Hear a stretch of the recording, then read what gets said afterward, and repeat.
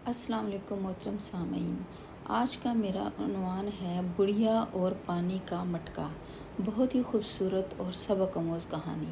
کہتے ہیں کہ ایک چینی بڑھیا کے گھر میں پانی کے لیے 2 مٹکے تھے جنہیں وہ روزانہ ایک لکڑی پر باندھ کر اپنے کندھے پر رکھتی اور نہر سے پانی بھر کر گھر لاتی۔ ان 2 مٹکوں میں سے ایک تو ٹھیک تھا مگر دوسرا کچھ ٹوٹا ہوا۔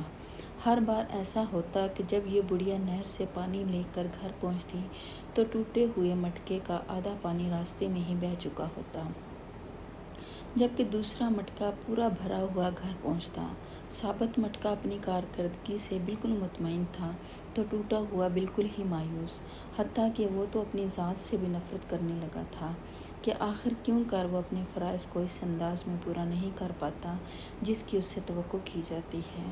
اور پھر مسلسل 2 سالوں تک ناکامی کی تلخی اور کڑواہٹ لیے ہوئے ٹوٹے ہوئے گھڑے نے ایک دن اس عورت سے کہا، میں اپنی اس معذوری کی وجہ سے شرمندہ ہوں کہ جو پانی تم اتنی مشقت سے بھر کر اتنی دور سے لاتی ہو اس میں سے کافی سارا صرف میرے ٹوٹا ہوا ہونے کی وجہ سے گھر پہنچتے پہنچتے راستے میں ہی گر جاتا ہے۔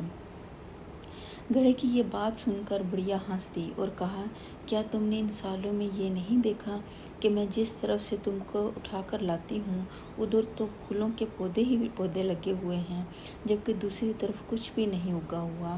مجھے اس پانی کا پورا پتہ ہے جو تمہارے ٹوٹا ہونے کی وجہ سے گرتا ہے، اور اس لیے تو میں نے نہر سے لے کر اپنے گھر تک کے راستے میں پھولوں کے بیج بو دیے تھے تاکہ میرے گھر آنے تک وہ روزانہ اس پانی سے سیراب ہوتے رہیں۔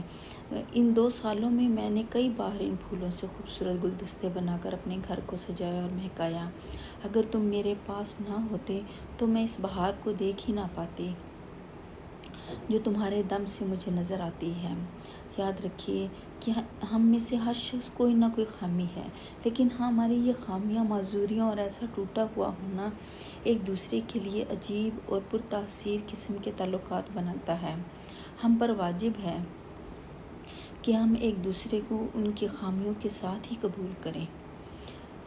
ہمیں ایک دوسرے کی ان خامیوں کو اجاگر کرنا ہے جو اپنی خامیوں اور معذوریوں کی خجالت کی بوجھ میں دب کر نہیں دکھا پاتے۔ معذور بھی معاشرے کا حصہ ہوتے ہیں اور اپنی معذوری کے ساتھ ہی اس معاشرے کے لیے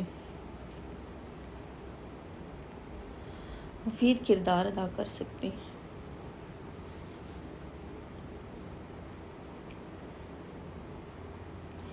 جی ہاں، ہم سب میں کوئی نہ کوئی عیب ہے، پھر کیوں نہ ہم اپنے ان عیبوں کے ساتھ ایک دوسرے کی